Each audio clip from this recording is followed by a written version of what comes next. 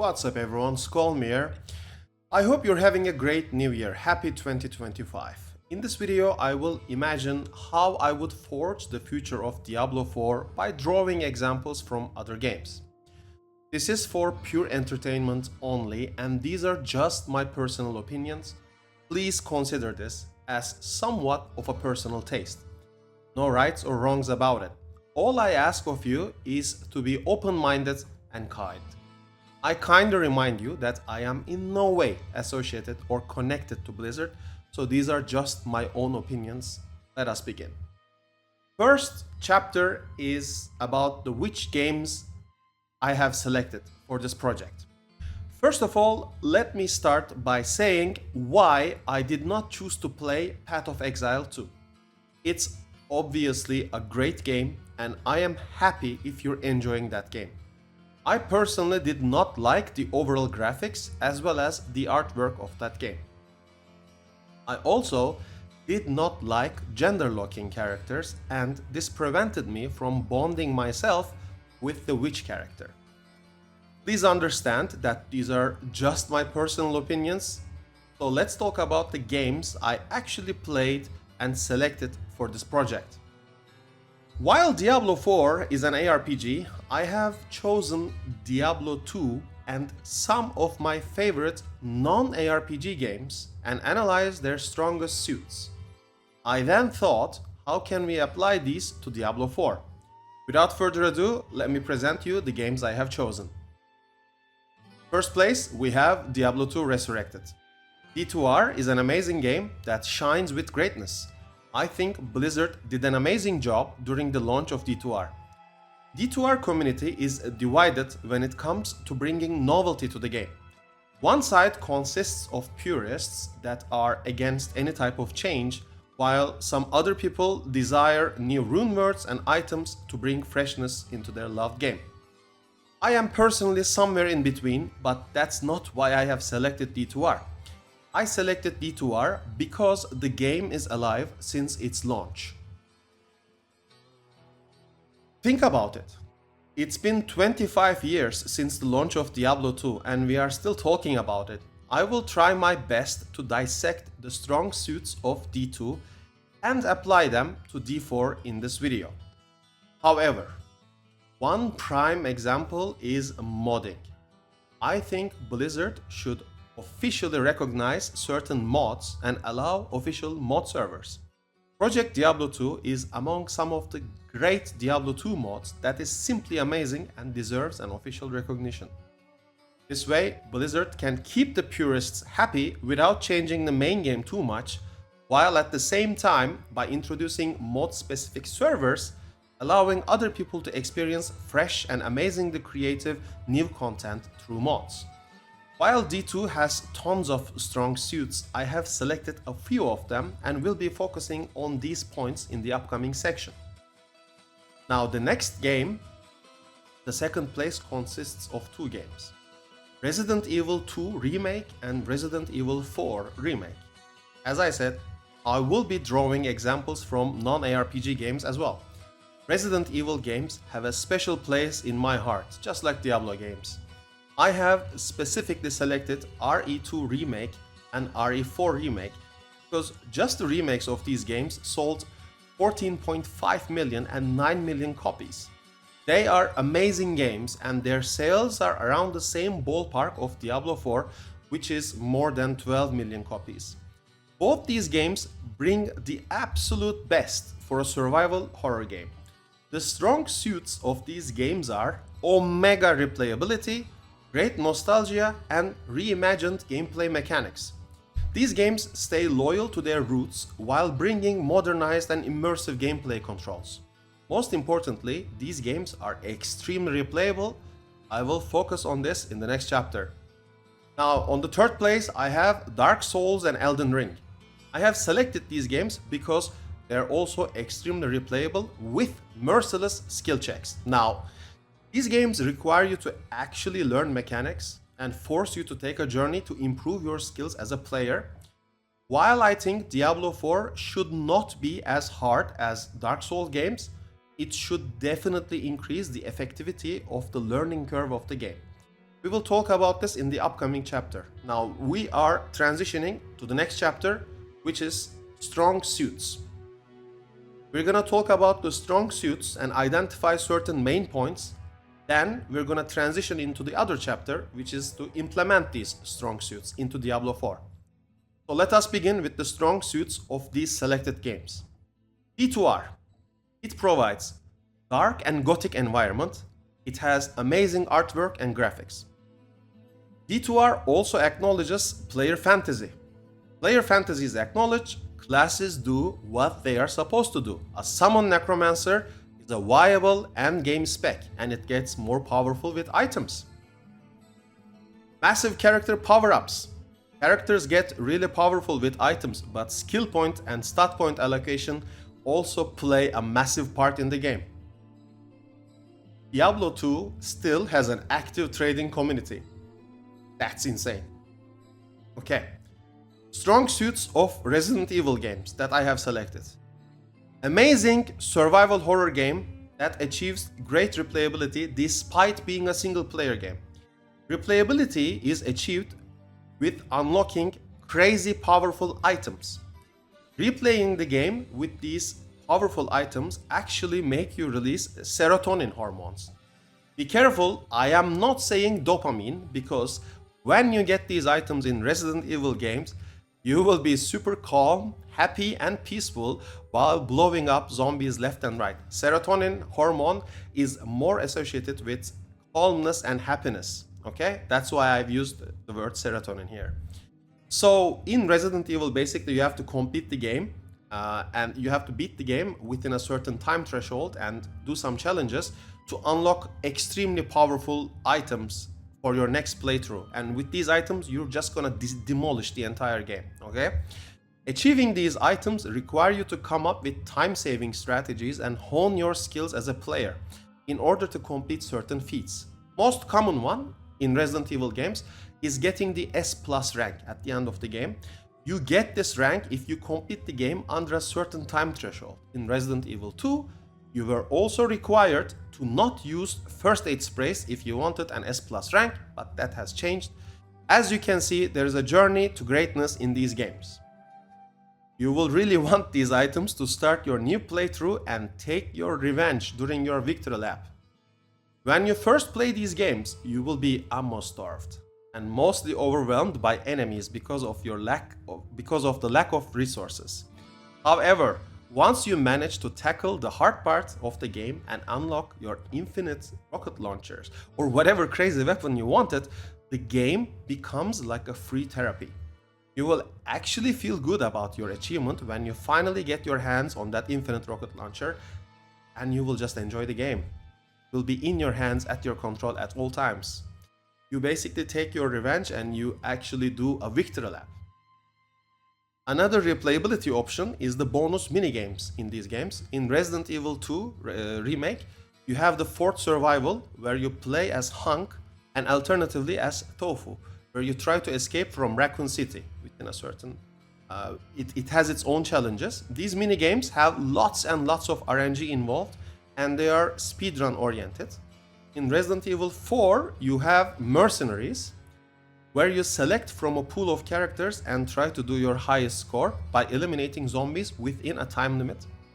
Resident Evil 4 Mercenaries mode have leaderboards because there are many factors that affect your bonus points, including combo kills, use of extra time, etc. All of these things are catered towards hardcore fans that want to infinitely play the game and compete against each other as well. Okay? Now let's talk about Dark Souls and Elden Ring and their strong suits. They have high learning curves, okay? Dark Souls series and Elden Ring introduce merciless boss mechanics where they require you to actually learn and master the game mechanics. This is certainly appealing to certain people, but it is not everyone's top choice in a game. However, this characteristic alone makes the series unique. In Diablo 4, I do not think the game should be as merciless as Dark Souls, but it should take some feedback from the learning curve of Dark Souls games. And in Dark Souls and Elden Ring, items play a vital role and they bring amazing power-ups to your character. As in any ARPG game, items are crucial. Now, as a summary of this chapter, As you can see, we have formed an intersection of strong suits between all of these games. So these main points are nostalgia, learning curve, replayability, and finally extreme power creep. All these games have these elements, okay? We will use these 4 factors and build upon them for making Diablo 4 a great game, okay? So we start the next chapter now. How can Diablo 4 integrate these strong suits? Since Diablo 4 has already introduced its systems, let's have a quick look at what we currently have. So the game definitely brings nostalgia through various storyline plots. One prime example is from one of the main characters in Diablo 2, the Lost Paladin of Zakarum, Marshal Kartas. There are many more nostalgic factors integrated into the game, such as Meshif and the old town of Tristram, some mythic unique items like the Harlequin crest. So from this perspective, I am happy with Diablo 4 embracing Diablo 2 and staying away from Diablo 3 as much as possible. For the future, I think Diablo 4 needs to completely stay away from Diablo 3 and embrace everything related to Diablo 2.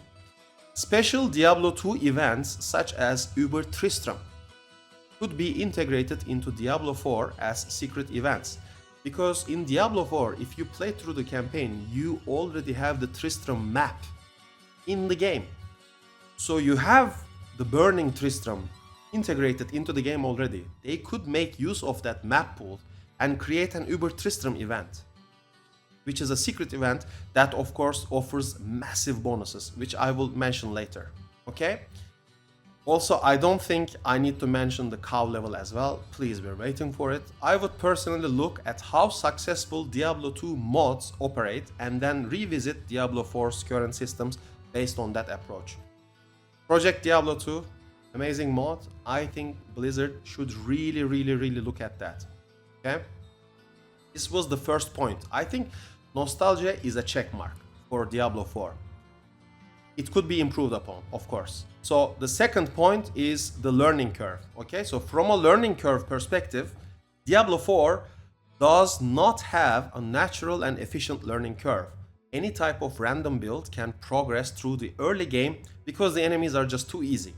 That's not a bad thing to hook up casual gamers, but it becomes very boring very quickly. It becomes a tedious process. The problem is the steep itemization requirements. Instead of honing your skills, the game requires you to get or find good items, so you can take care of resistances and armor and continue blasting into the endgame. It is an ARPG after all, but the problem begins here. Players just think they can copy builds and breeze through the game when they hit an obstacle, they start fuming with disappointment. I personally think Diablo 4 should increase itemization, but also bring more mechanically challenging fights and combat engagements instead of pure item-based evolution.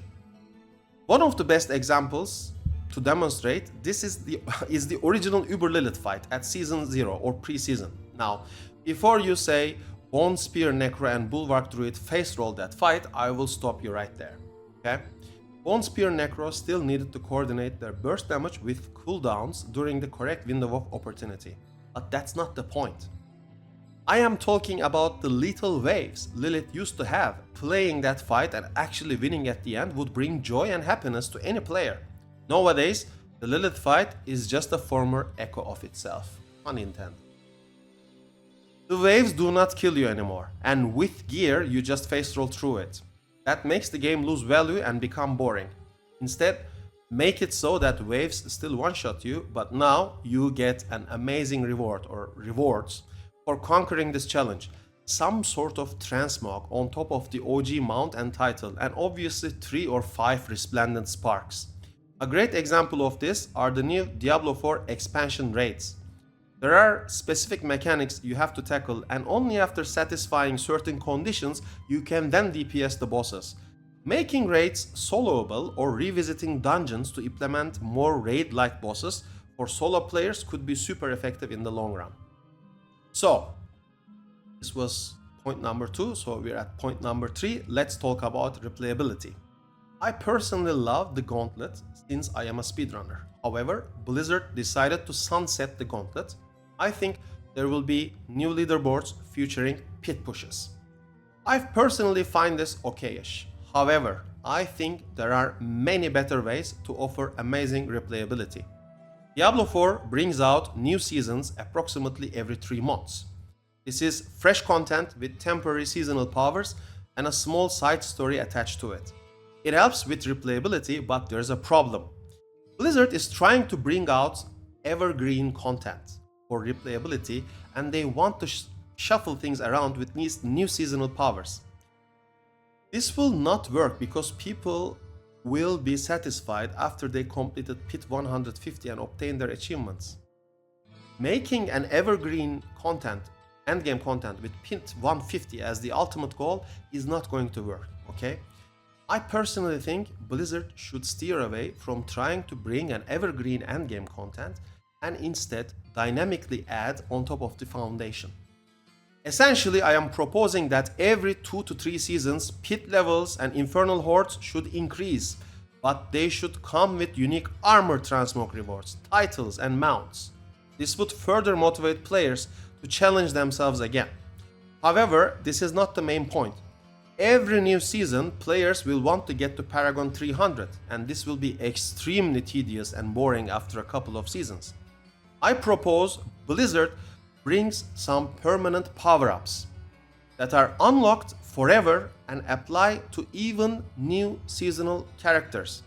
This will make people feel good because their hard work in previous seasons will get some sort of recognition from the game. These power-ups can be called Elder items. Elder items do not occupy any item slots, but you obtain them from either secret Uber Tristram event, or they can drop from completing super high pit levels or infernal hordes. And whatever you do, they are forever unlocked in your wardrobe, okay? If you apply an Elder item as a transmog, or let's say you have an Elder item slot in your wardrobe, you get certain special benefits, such as increased experience gain. In Diablo 2, everyone hated that guy sitting in the throne room with the staff, Ondal's wisdom staff. Elder items do not occupy any item slots, so your character doesn't lose power, but they grant massive benefits to help new seasonal characters reach maximum power faster. Imagine 30% more experience gain or extra skill ranks. The sky is the limit. The point of having Elder items is to rush to Paragon 300 as fast as possible, so you can make your character reach its maximum limit faster than normal, because you have played the game in the previous seasons, okay? I would go crazy with these items. Consider these items like the infinite rocket launcher from Resident Evil, okay? I also think simple is better for replayability. If a game has too many systems, it just confuses the player and becomes boring. Diablo 4 has already skills and paragon boards, which is too much for my personal taste. It's also too grindy. For replayability, the game needs to offer more shortcuts. I'm not saying we should completely eliminate the grindiness of an ARPG game. There should be grindiness, but there should be real jackpot moments. Right now, the developers made it so that when you kill a monster, your jackpot is extra crafting materials. Gives whatever. Who gives an F? So I'm talking about real jackpot moments. And what are these real jackpot moments, okay? Where you get something giga that takes a massive burden off your shoulder. Consider these from an enhancement framework, okay? The game is still a bit grindy, but these shortcuts, these new real jackpots actually take burden off your shoulders. One prime example would be a new type of item called experience token. Okay? These tokens flat out provide a massive amount of experience when consumed. Alright? They would only drop from highest difficulty world tier, and let's say surprise events such as the Butcher has a guaranteed drop. Now you just made everyone farm dungeons with a hyped expectation. Instead of a monotonous and boring gameplay session, now you have created expectation, okay? Providing shortcuts and buffs is a good thing because players want to feel rewarded. Right now, Paragon grind and leveling feel too monotonous. It's boring. Implement these new experience tokens or elder items so people come back next seasons and enjoy their hard work from the previous seasons. Essentially, these items will be the infinite rocket launchers from Resident Evil, as I said before. However, the pièce de résistance should be the optional PvP endgame. Alright? Diablo 4 should definitely bring battlegrounds or some sort of group PvP system like an arena that actually offers an alternative way to gain these powerful elder items or experience tokens. PvP endgame should not be mandatory, but it should be a great optional way to farm mythics or elder items. Look, I know what you guys think, okay? But please name one extremely good ARPG with an amazing PvP system. I'll wait. There's a hole to be filled here, okay? ARPGs in general do not flourish in PvP. Diablo 4 could break this chain and create an amazing PvP system. PvP will be its own thing, but a PvP player can also acquire the same powerful items purely from PvP. This would be a win-win. These are just some starting points, okay? What I'm trying to convey is that there are amazing possibilities for Diablo 4. Okay, so we're gonna talk about point number 4, which is power creep. Okay, so let's talk about power creep. In Diablo 4, you have skills, balance changes, items, paragon, and seasonal powers. These elements change through the addition of new unique items and tempers and so on. One thing remains though. The game is too grindy and it is a complete RNG fest. It's an ARPG, but I think this is too much right now. I would personally want the game to feel a little bit more less grindy from an enhancement framework, okay? More progress and reward oriented. So I have a quick proposal. Item RNG should remain, okay? Great graphics hunt should be as it is. But this is an ARPG after all. However, revisit tempering and masterworking, okay? Players have 2 to 3 months to enjoy a season, and with the current tempering and masterworking, it is extremely hard for them to enjoy multiple builds, let alone multiple characters. The main reason is the lack of resources for tempering and masterworking. One can only invest so much into gear. Tempering should have temper reroll charges, which should go into cooldown and regenerate at the start of the new week every Tuesday, like the raid loot, you know? Just if someone actually depleted the temper charges, it's gone for a limited time, but next Tuesday they can just come back and try again for the tempers. Please. People are just quitting the game because they actually bricked a temper roll or they bricked an item. Instead of making them quit, make them come back to the game. This is very important stuff, okay?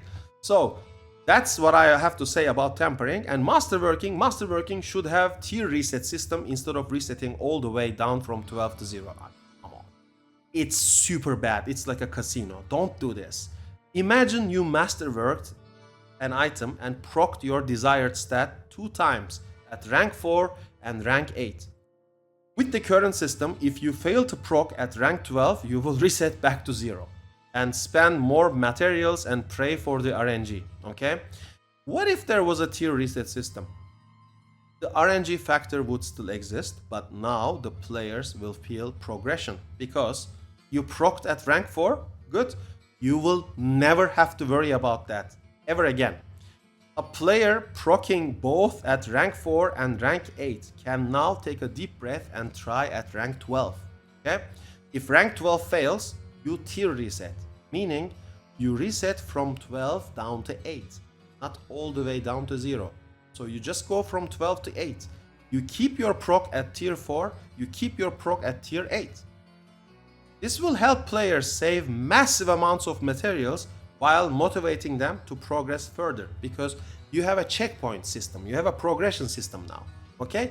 You don't have to go way back to level 0 and then start the RNG wheels again. Players just quit when they don't hit the masterworking, they just quit. This would make them come back. So right now a lot of players are quitting the game because they cannot be bothered to spend their precious time farming masterworking materials only to see those mats go poof in just a few seconds. Taking a more progress and reward-oriented itemization approach would also let players experience other builds and classes within a season as well. The tier reset system must be integrated into masterworking. It would make Diablo 4 so much better. With the dynamic pit level increase every 2 seasons and proper balance changes, I think Blizzard could create a healthy endgame ecosystem where players actually feel giga powerful and blast the game over and over again. And everyone, if things get out of hand, let's say we have reached pit level 300, they could just stat squish, okay? They can always stat squish. Make everything go back to level 100 or whatever, and then build up from there. They have this under their control. And one other thing, Necromancer should be able to control the skeletons, change that skeleton button. Instead of raising corpses, it should control my skeletons and I should be automatically raising corpses. PoE 2 did it, you can do it as well. Alright? Conclusion. At the end of the day, I love Diablo series. I have spent a colossal amount of my time into Diablo games and I have experienced great moments. I would love to keep enjoying Diablo games. In this video, I have embraced the simple is the best approach and tried my best to bring simple and efficient changes. I have analyzed the game from 4 main points: nostalgia, learning curve, replayability, and power creep. I personally believe these changes would make Diablo 4 a great game, flourishing with amazing endgame content. But what do you think? I care about your opinion and also your experience with the game, so let me know down in the comments. As always, thank you so much for watching my video. If you enjoyed my content, consider liking the video and subscribing to the channel. I'll see you in the next one. Take care.